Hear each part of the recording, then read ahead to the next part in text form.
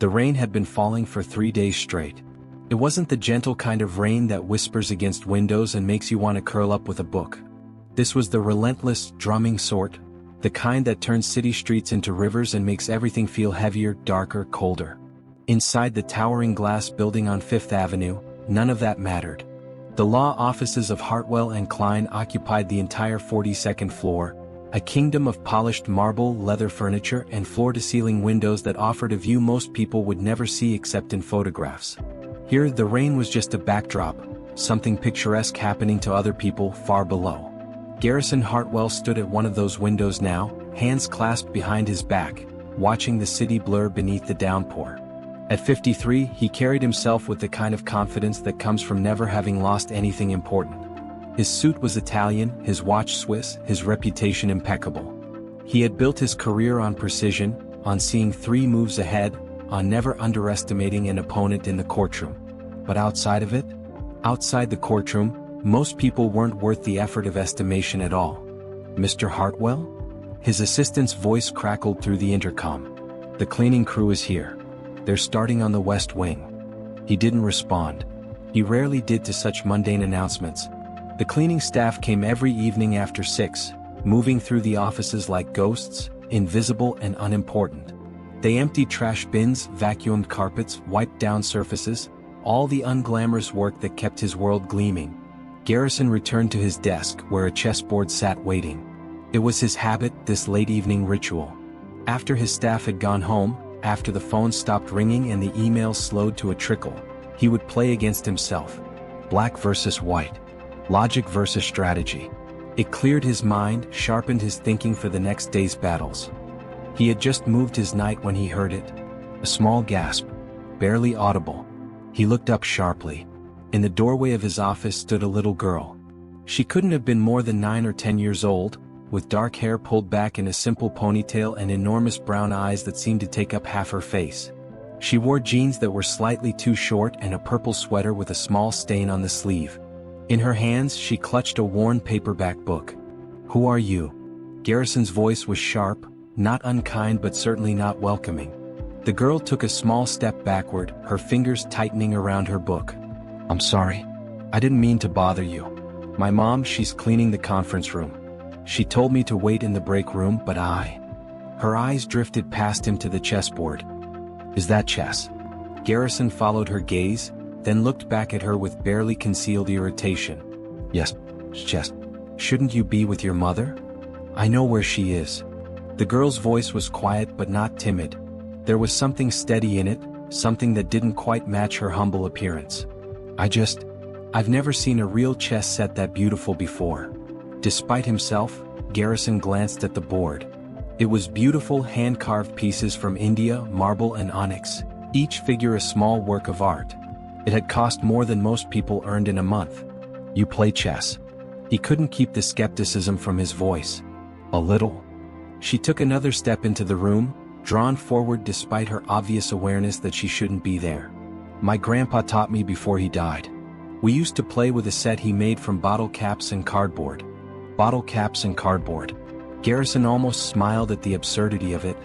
"Well, this isn't a toy," he said, his tone making it clear the conversation was over. "You should go back to your mother." But the girl was staring at the board with an intensity that surprised him. Her eyes moved across the pieces, and he saw her lips move slightly as if she were counting, calculating. "You're about to lose your bishop," she said softly. Garrison blinked. "Excuse me?" She pointed at the board, her small finger tracing an invisible line. "If you move your knight there, Black's queen can take your bishop in 2 moves. You won't see it coming because you'll be focused on protecting your rook." For a moment, Garrison said nothing. He looked at the board, really looked at it, following the logic of what she'd said. She was right. He'd been so focused on his offensive strategy that he'd left his bishop vulnerable. It was a rookie mistake, the kind of oversight he would have mocked in an opponent. "What's your name?" he asked, his voice different now, quieter, more curious.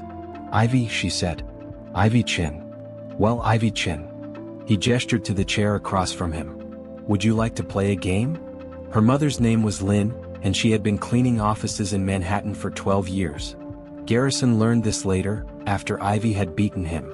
Not narrowly. not by luck.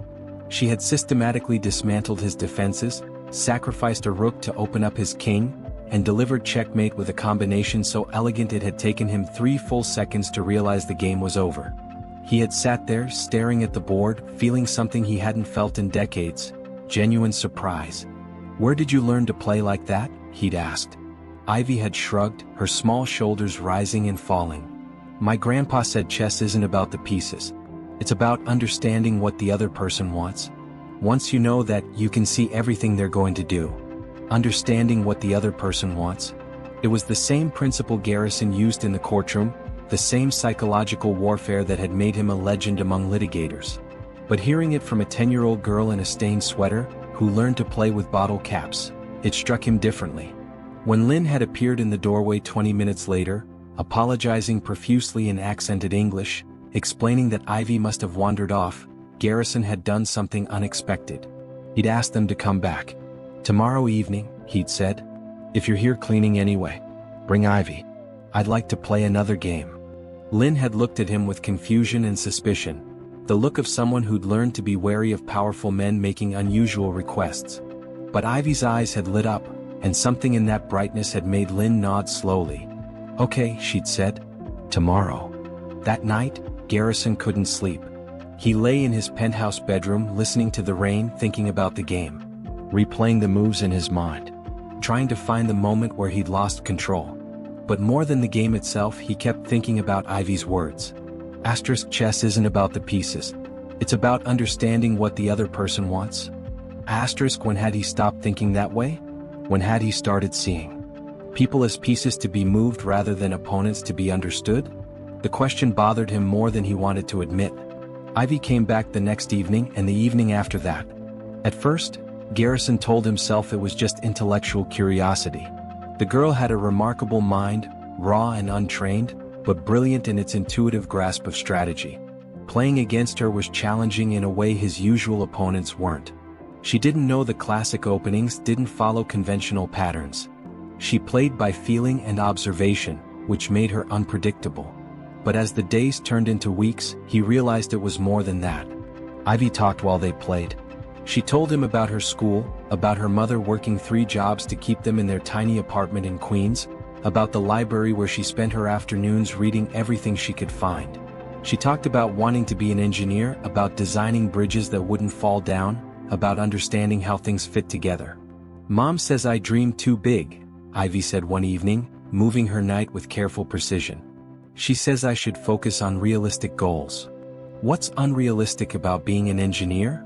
Garrison moved his bishop, already seeing the trap she was laying for him and trying to avoid it. "We can't afford college." She said it matter-of-factly, without self-pity. "Mom barely finished high school before she came here from Taiwan. She works really hard, but there's never enough for extras. Sometimes there's barely enough for basics." Garrison captured one of her pawns, but he knew it was a sacrifice she'd planned. "There are scholarships, financial aid. Maybe." Ivy's eyes never left the board. "But Mom says I shouldn't count on things like that. She says life doesn't give people like us lucky breaks. We have to be practical." She moved her queen, a quiet shift that Garrison almost missed. Check. He studied the board, finding the escape route she'd left him. Intentionally, he realized. She could have checkmated him 2 moves ago, but she was extending the game, teaching him something. "Your mother sounds like she's trying to protect you," he said, moving his king to safety. "I know." Ivy captured his rook, the piece he'd forgotten to defend. "But sometimes I think, what if being practical just means giving up before you even try?" Checkmate. Garrison looked at the board, then at Ivy, and felt something crack in his chest. If you're feeling something right now, if Ivy's words are resonating with you, I'd love to hear your thoughts in the comments below. Have you ever met someone who surprised you, who taught you something unexpected? Share your story. And if you're enjoying this journey, please subscribe and turn on notifications so you don't miss what happens next. This story is just beginning, and I promise you, it goes deeper than you might expect. The following Tuesday, Garrison did something he'd never done before. He invited Ivy and her mother to dinner. Not at a restaurant, that felt too formal, too much like charity. Instead, he had his housekeeper prepare a simple meal in his penthouse dining room, the one with the view of Central Park that he usually ate in alone. Lynn had been hesitant, uncomfortable in her only nice dress, her hands folded in her lap as if she were afraid to touch anything. But Ivy had walked through the apartment with wide eyes, taking in everything with the same careful observation she brought to the chessboard. "You live here alone?" she'd asked, standing at the window, looking down at the park 40 stories below. "Yes. That's a lot of space for one person." It was an observation, not a judgment, but it hit him harder than any criticism could have. Over dinner, roasted chicken, vegetables, nothing fancy, Garrison found himself asking questions he'd never thought to ask before.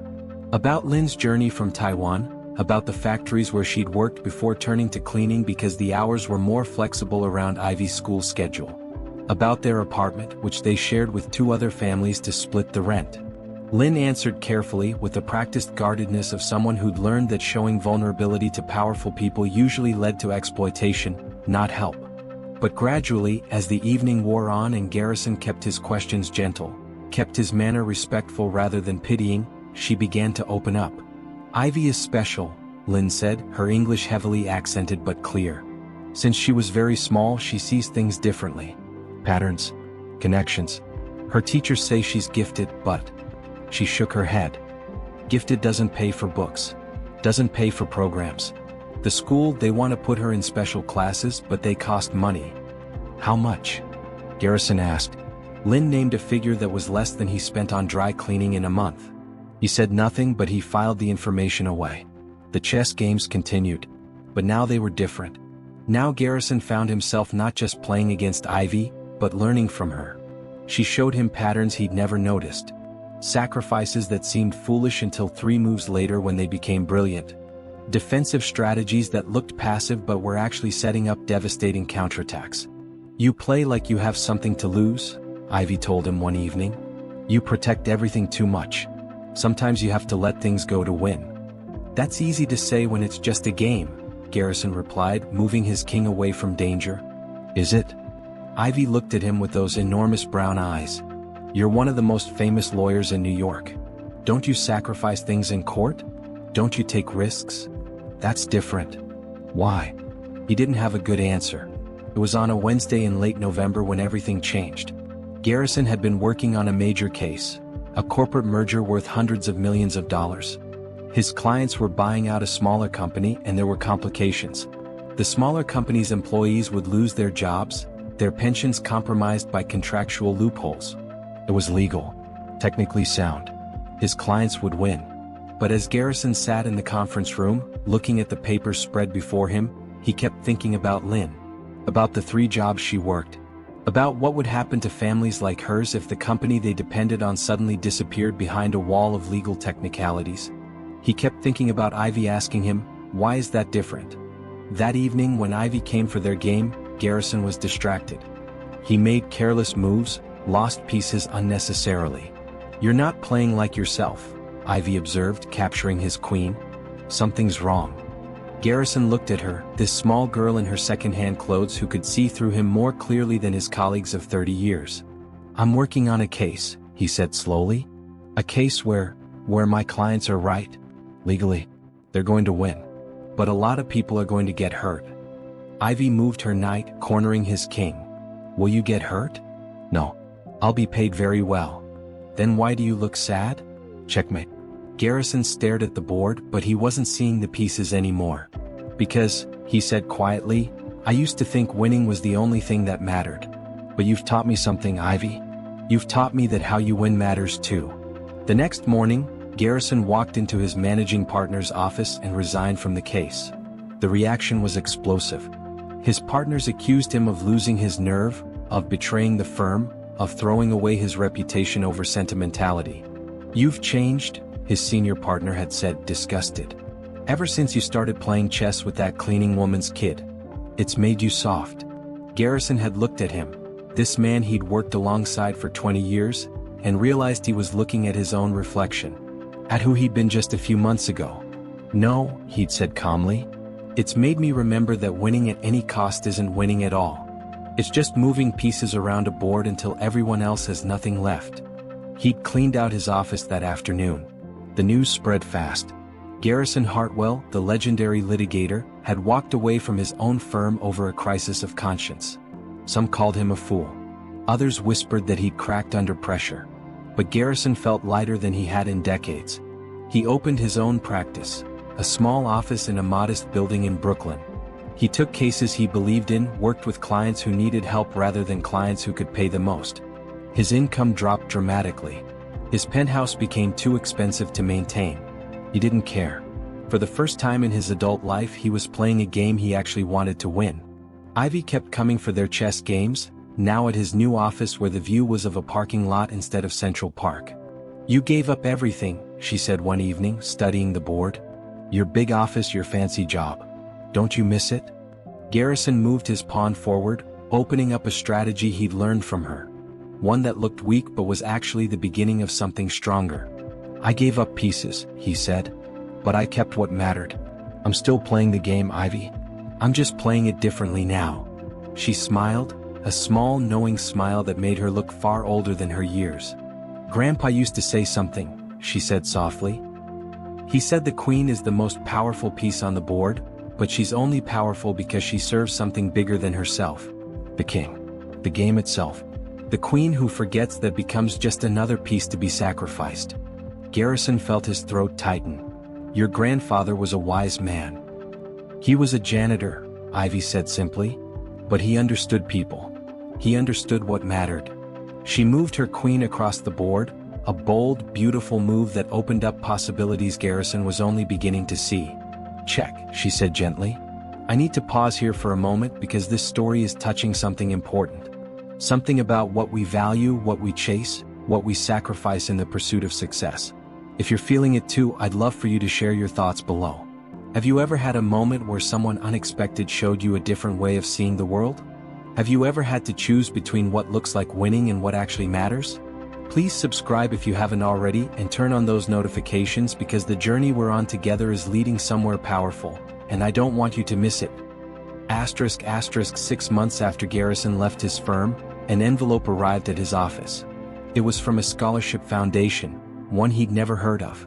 Inside was a letter informing him that a full scholarship had been established in the name of Ivy Chin, covering her education from middle school through university, including all specialized programs, materials, and opportunities she might need. The donation was anonymous. But Garrison knew. He'd sold his penthouse. Downsized to a modest apartment. Liquidated investments he didn't need. And he'd put it all into a trust, structured carefully to ensure that one brilliant little girl would never have to choose between her dreams and being practical. When Ivy found out, because Lynn eventually told her, tears streaming down her face, she'd run all the way from Queens to Garrison's Brooklyn office. She'd burst through the door, breathless and crying, and thrown her arms around him. "You didn't have to do that," she'd sobbed into his shoulder. "You didn't have to give up everything for me." Garrison had held her gently, this small person who'd taught him more about living than all his years of education and success combined. "I didn't give up everything," he'd said quietly. "I finally figured out what the game was really about. You showed me, Ivy. Every time we played, you were teaching me that the pieces don't matter as much as understanding what you're really playing for." Years passed. Ivy flourished in her advanced programs, her brilliant mind finally given the resources and opportunities it deserved. She won awards, earned scholarships beyond the one Garrison had created, got accepted to MIT to study engineering. Lynn was able to quit 2 of her 3 jobs, then eventually all of them as Ivy's success brought opportunities for better work. And Garrison? He continued his practice, taking cases that mattered, living simply, playing chess at the community center every Thursday evening where he taught kids from the neighborhood. He was no longer the legendary Garrison Hartwell of Fifth Avenue. He was just Garrison, the lawyer who listened, who cared, who remembered that every client was a person with a story worth understanding. But on one particular Tuesday evening, 5 years after that first rainy night when a little girl had wandered into his office, Ivy came to visit. She was 15 now, taller and more confident, but still with those same enormous brown eyes that saw through surfaces to truth. She'd brought her chessboard, the one her grandfather had made from bottle caps and cardboard, which Lynn had kept all these years. "Want to play?" she asked, setting it up on Garrison's desk. He looked at the humble board, at the makeshift pieces that had once seemed so laughable compared to his expensive marble set. Now it looked beautiful. I'd be honored, he said. They played slowly, savoring each move, each quiet moment of strategy and thought. Garrison had gotten better over the years. He'd learned to see the game the way Ivy did, not as pieces to be controlled but as relationships to be understood. Not as a war to be won, but as a conversation to be had. But Ivy was still better. She'd always been better. Not because she was smarter, though she was brilliant, but because she'd never forgotten what the game was really about. Near the end, when Garrison was clearly losing, he made a move he'd never made before. Instead of defending, instead of trying to salvage his position, he sacrificed his queen. Not because it was strategically sound. Not because it would help him win. But because it opened up a beautiful combination that let Ivy create something stunning. A checkmate so elegant it was almost poetry. She looked at him, surprised, understanding what he'd done. "You let me win," she said. "No." Garrison shook his head, smiling. "I let you shine. There's a difference." Ivy's eyes filled with tears. "Thank you," she whispered. "For everything. For seeing me when no one else did. For changing your whole life because you played chess with a cleaning lady's daughter." Garrison reached across the board and took her hand. "Ivy," he said gently, "you didn't just teach me how to play chess better. You taught me how to be a better human being.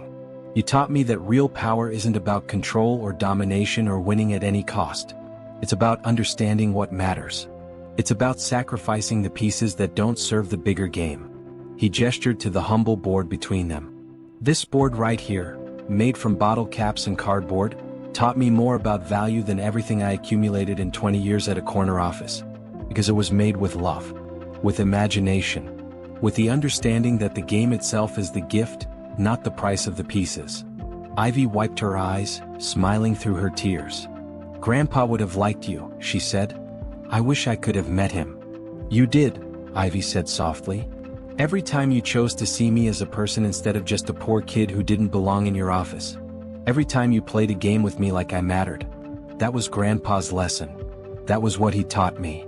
She looked at the board, at the game they'd just finished. "He used to say that life is like chess. Not because it's about defeating opponents, but because it teaches you to think ahead, to consider consequences, to see that every choice affects everything that comes after. But most importantly..." She paused, her voice thick with emotion. "He said the real game is learning to see the humanity in the person across from you. Because once you see them, really see them, you can't just treat them like a piece to be captured anymore." Garrison kept that bottle cap chessboard in his office for the rest of his life. It became his most treasured possession, worth infinitely more than the marble set he'd once thought was so impressive. Ivy went on to MIT, graduated with honors, became a structural engineer who designed bridges that connected communities. But more than that, she became someone who never forgot where she came from, who used her success to lift others up, who saw people the way her grandfather had taught her. And sometimes, when she was working on a particularly difficult problem, she would close her eyes and imagine herself back in that office on Fifth Avenue, rain drumming against the windows, sitting across from a man who'd thought he knew everything about winning until a little girl showed him what the game was really about. Lynn eventually retired, healthy and happy, living in a small house Garrison helped her buy in a quiet neighborhood where she could garden and watch birds and feel safe. The three of them, Garrison, Ivy, and Lynn, became family in all the ways that mattered. Not because of blood. Not because of obligation. But because a single moment of genuine human connection, played out over a chessboard, had revealed a truth that changed everything. That the distance between people is never really about money or status or education. It's about willingness to see, to listen, to recognize that the person in front of you, no matter how small, how poor, how humble their circumstances, might be the one who teaches you the most important lesson of your life. On Garrison's 70th birthday, Ivy brought him a gift. It was a chessboard, handmade, exquisite, crafted from reclaimed wood and sea glass. Each piece was unique, shaped by hand, imperfect and beautiful. "I made it myself," she said, watching his face. "Took me 6 months. I wanted to create something that honored both sides of what we learned. Your world and mine. Expensive and humble. Polished and raw. All mixed together into something new." Garrison ran his fingers over the pieces, feeling the texture of the wood, the smoothness of the glass. "It's perfect," he said, his voice breaking. They played one more game that evening on the new board, with the sun setting over Brooklyn and the city lights beginning to glow in the distance. And when Ivy made her final move, a quiet, brilliant checkmate that Garrison saw coming 3 moves ahead but walked into anyway because the beauty of it deserved to exist, he laughed. A real laugh, full and deep and genuine. "You're still better than me," he said. "No." Ivy shook her head, smiling. "We're just playing different games now. Both trying to make the world a little better, one move at a time." She looked at him across the board they'd played so many games on. This man who'd sacrificed everything he thought mattered to discover what actually did. "Grandpa was right," she said softly. "The pieces don't matter. The fancy board doesn't matter. What matters is what you learn about yourself and about the person across from you. What matters is whether you play with honor, with compassion, with the understanding that winning means nothing if you lose your humanity in the process." Garrison nodded, unable to speak past the emotion in his throat. Because she was right. She'd always been right. And that one move, that first moment when a little girl in a stained sweater had walked into his office and dared to offer advice to one of the most powerful lawyers in New York, had been the beginning of the most important game of his life. The game of becoming a better man. If you've made it this far, thank you. Truly. This story is about transformation, about the moments that crack us open and let the light in. It's about how the people we least expect are often the ones who teach us the most. I'd love to know what this story meant to you. Has someone unexpected changed your perspective on life? Have you ever realized that what you thought was winning was actually losing what mattered most? Share your story in the comments. I read every single one and your experiences matter. If you haven't subscribed yet, please do. And turn on those notifications because every story we share here is crafted with care, designed to make you feel something real, something true. Thank you for being here. Thank you for listening. Thank you for being part of this community where stories still matter, where depth still matters, where the quiet moments of human connection are celebrated and honored. Until next time, keep playing your game with honor, with compassion, and with the wisdom to see that the people who seem the smallest might be the ones teaching the biggest lessons.